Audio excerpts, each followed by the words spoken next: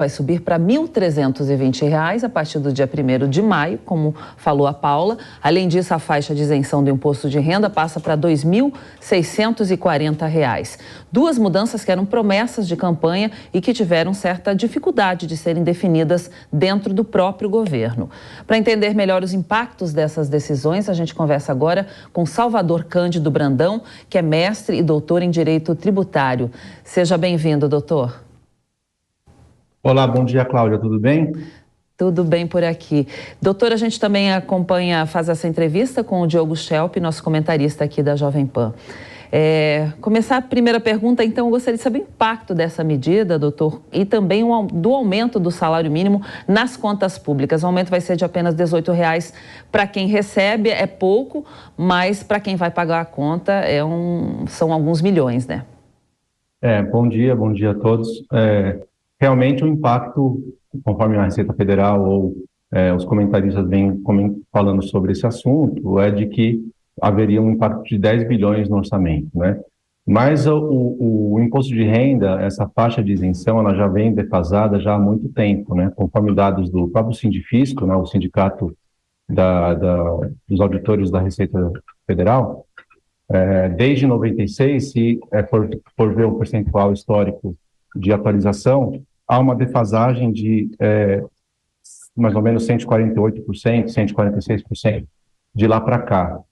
Quando houve a última atualização da faixa de isenção do imposto sobre a renda da pessoa física, se eu não me engano, em 2015, o valor da isenção representava aproximadamente 2,5 vezes o salário mínimo da pessoa física. Hoje, ela não chega nem a 1,5 vezes, né? Então, o poder de compra do trabalhador, da pessoa física, ao longo dos anos, ele foi corroído pela inflação do período, né? Durante todos esses anos em que a atualização era feita de uma forma que não acompanhava a inflação, e quando ela parou em 2015, essa situação se intensificou, e isso representa uma majoração de tributo, né?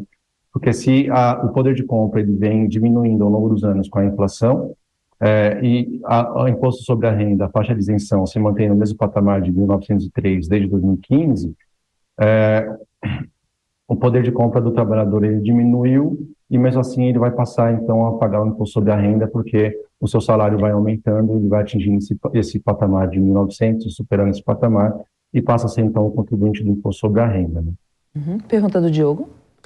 Bom, então, bom dia. Se eu compreendi bem, essa elevação na faixa de isenção, ela apenas compensa, digamos assim, algo que foi causado pela perda de arrecadação, perda de poder de compra.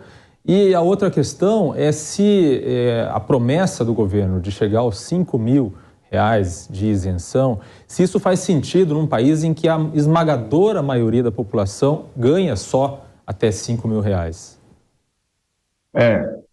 Foi uma promessa de campanha, não só do presidente Lula, mas também do presidente Bolsonaro, de aumentar esta faixa de isenção atingindo R$ 5.000. Pela média da renda, né, da renda per capita do brasileiro, é um valor muito alto, realmente. Hoje, se for considerar por esse valor que se pretende colocar, de duas vezes o salário mínimo, que vai ser a partir de maio, né, de R$ 2.640, ele já representa 2 vezes o salário mínimo, né? Que atinge aí uma grande parte da classe média, né? Agora, R$ 5.000 realmente é um valor que supera em muito o patamar da renda per capita do brasileiro e acabaria, então, prejudicando em muito a arrecadação, e é por isso que se pretende fazer de uma forma escalonada para atingir esse patamar. Não sei se em 4 anos, como se pretende fazer para que seja R$ 5.000 lá em 2028, se isso seria 2027, desculpa, se isso seria um valor razoável para a renda média do trabalhador. Acredito que ainda assim seria alta, né, quando atingir esse patamar. A intenção do governo de colocar esta faixa de isenção é justamente para atender o discurso de que se pretende desonerar os pobres e passar a tributar, então, os ricos, né? Então, por isso que se pretende, como uma contramedida para este aumento da faixa de isenção da pessoa física que recebe o trabalho ali assalariado, enfim, para que seja tributado, então, os lucros e dividendos distribuídos, né, no país. Doutor Salvador, esses aumentos aí fazem parte de uma agenda positiva, né, para deixar a marca do início de governo. Elas vão conseguir deixar essa imagem mais positiva após essas medidas, na sua opinião, ou não? Creio que sim, e foi escolhida a data de 1º de maio como uma data emblemática mesmo, né, como feriado do Dia do Trabalhador, para conceder esse aumento no salário mínimo e também um aumento na faixa de isenção do imposto sobre a renda. Quando se fala em imposto sobre a renda, o impacto na população, na mente do trabalhador é imediato, né? Diferente de você aumentar um tributo sobre o consumo, em que ele é oculto dentro dos valores dos produtos e dos serviços, que a população não sente assim imediatamente esse efeito político, até porque quem é o empresário, quem é o contribuinte desses impostos é o empresário. Mas quando se mexe no bolso das pessoas físicas diretamente, como nesses impostos diretos, né, IPTU, ITR e o próprio imposto sobre a renda, a medida ela é sentida imediatamente na população. Diogo? Quando se compara as duas medidas, o aumento do salário mínimo e a elevação da faixa de isenção do imposto de renda, é possível dizer que essa segunda medida é a que mais impacta positivamente no bolso do trabalhador, ou seja, aquela que faz com que sobre mais dinheiro para ele gastar no dia a dia? Porque se for pensar que 2 vezes o salário mínimo estará fora da retenção na fonte, né, mês a mês, então quem receberá R$ 2.500, R$ 2.600 por mês a partir de maio, não sofrerá a retenção na fonte do imposto sobre a renda de 7,5%. Né? Então, realmente sobra, além de ter aumentado o seu salário, também sobra mais dinheiro para as despesas do dia a dia, para o consumo da família, enfim.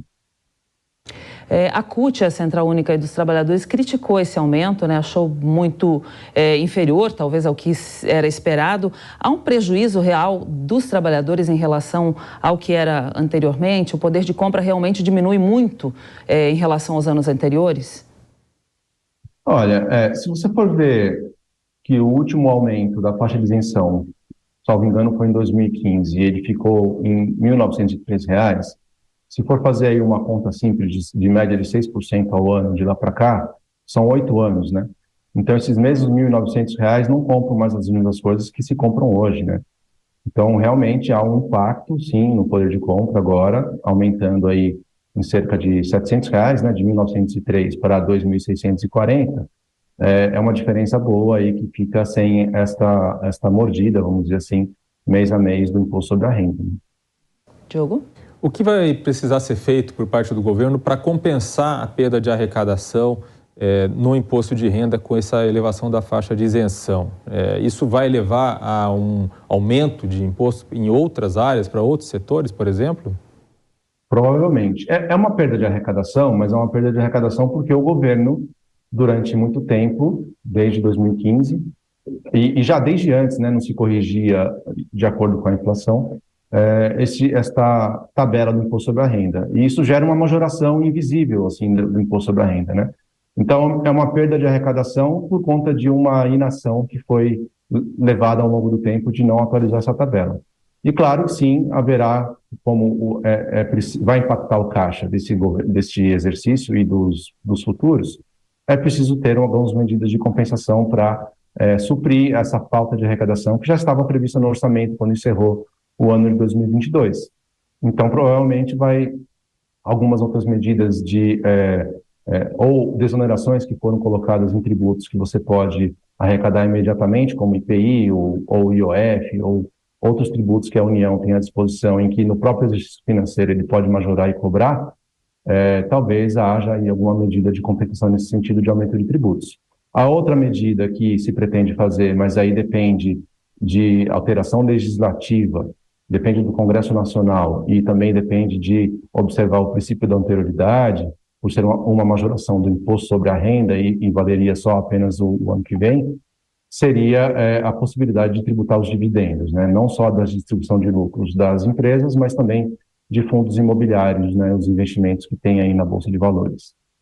Sobre o aumento do salário mínimo e a mudança aí na faixa do imposto de renda, a gente conversou com o Salvador Cândido Brandão, que é mestre e doutor em Direito Tributário. Muito obrigada pela sua entrevista, um bom dia, uma ótima sexta-feira, um bom fim de semana. Obrigado, um ótimo trabalho para vocês, um ótimo final de semana. Obrigado pela oportunidade. Obrigada.